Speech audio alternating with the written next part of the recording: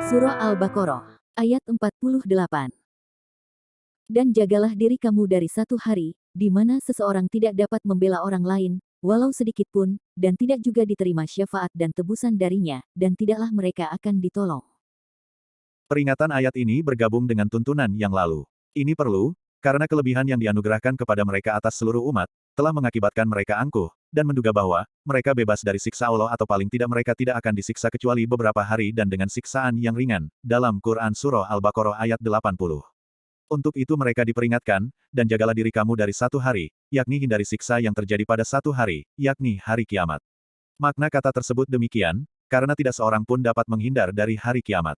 Ia adalah satu keniscayaan. Yang dapat diupayakan untuk dihindari adalah siksa yang terjadi ketika itu. Yang taat kepada Allah akan terhindar dari siksa, bahkan mendapat nikmat, dan yang durhaka mendapat siksa. Pada hari itu seseorang, siapapun dia, tidak dapat membela orang lain walau sedikitpun.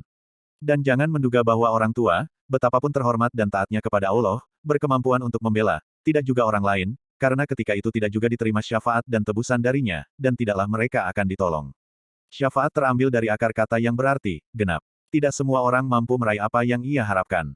Ketika itu banyak cara yang dapat dilakukan. Antara lain meminta bantuan orang lain.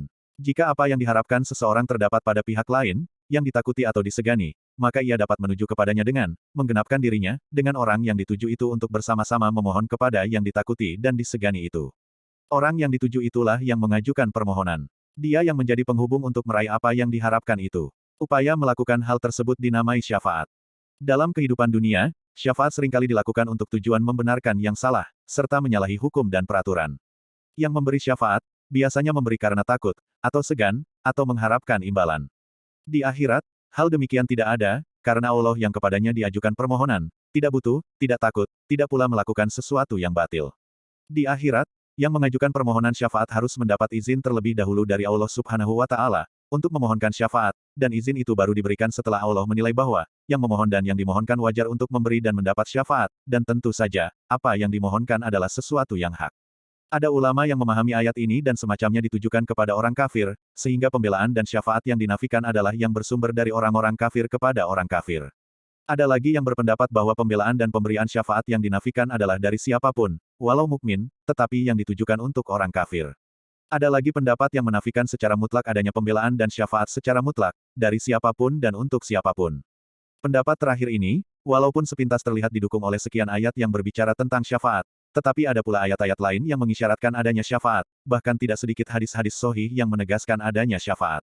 Salah satu ayat dimaksud adalah firman-Nya, dan sembahan-sembahan yang mereka sembah selain Allah, tidak dapat memberi syafaat, akan tetapi orang yang dapat memberi syafaat ialah orang yang mengakui yang hak, yakni keesaan Allah, dan mereka meyakininya. Quran Surah Az-Zukhruf ayat 86. Demikian juga firman-Nya, tiadalah berguna syafaat di sisi Allah, melainkan bagi orang yang telah diizinkannya memperoleh syafaat itu, sehingga apabila telah dihilangkan ketakutan dari hati mereka, mereka berkata, apakah yang telah difirmankan oleh Tuhanmu? Mereka menjawab, putusan yang benar, dan dialah yang maha tinggi lagi maha besar. Quran Surah Sabak ayat 23. Memang syafaat ala dunia tidak akan terjadi di hari kemudian, dan itulah yang dinafikan oleh sekian ayat. Syafaat duniawi tidak diterima, bahkan tidak ada, demikian juga tebusan. Ini ditegaskan dalam konteks membantah dugaan, yang bisa jadi terlintas dalam benak seseorang. Karena seperti diketahui, dalam kehidupan dunia, tebusan dikenal dalam banyak hal. Di akhirat nanti, tebusan tidak ada, walau seandainya seseorang memiliki emas sewadah bumi.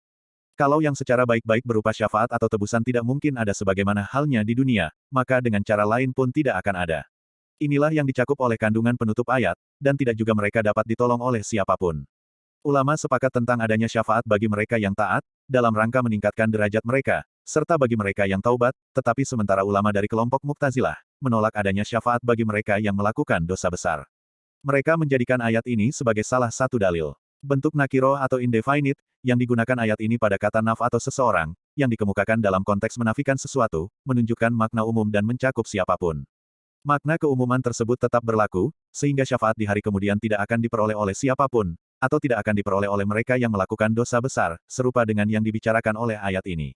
Apalagi kata mereka, sekian banyak ayat serupa yang secara tegas menafikan adanya syafaat seperti firman-Nya dalam Quran Surah Al-Mu'min ayat 18, orang-orang yang zalim, tidak mempunyai teman setia seorang pun, dan tidak pula mempunyai seorang pemberi syafaat yang diterima syafaatnya, atau firman-Nya, maka tidak berguna lagi bagi mereka syafaat dari orang-orang yang memberikan syafaat.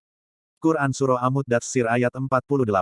Kelompok Ahlu As-Sunnah berpendapat bahwa, kendati ayat ini dan ayat-ayat lain, yang nampak secara lahir menafikan syafaat secara umum, tetapi terdapat sekian ayat dan hadis-hadis Nabi Shallallahu Alaihi Wasallam yang membatasi keumuman tersebut. Ayat-ayat dimaksud antara lain firman-Nya, Allah mengetahui segala sesuatu yang di hadapan mereka, ialah malaikat, dan yang di belakang mereka, dan mereka tiada memberi syafaat melainkan kepada orang yang diridhoi Allah, dan mereka itu selalu berhati-hati karena takut kepadanya.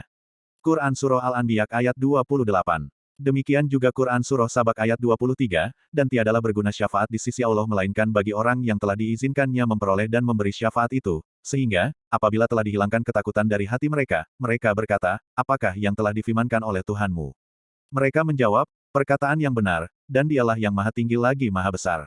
Adapun hadis-hadis, maka amat banyak yang berbicara tentang syafaat. Atas dasar itu, kita dapat berkata bahwa, syafaat yang dinafikan adalah terhadap mereka yang kafir, sebagaimana halnya orang-orang Yahudi yang menolak kenabian Nabi Muhammad Shallallahu Alaihi Wasallam, dan kaum musyrik, atau kafir lainnya. Memang, harus dicatat bahwa, tidak semua dapat menerima bahkan memberi syafaat. Memberi dan menerima syafaat haruslah atas izin Allah, dan keputusannya pun adalah keputusan yang hak, lagi bijaksana sebagaimana ditegaskan oleh Quran Surah Sabak ayat 23.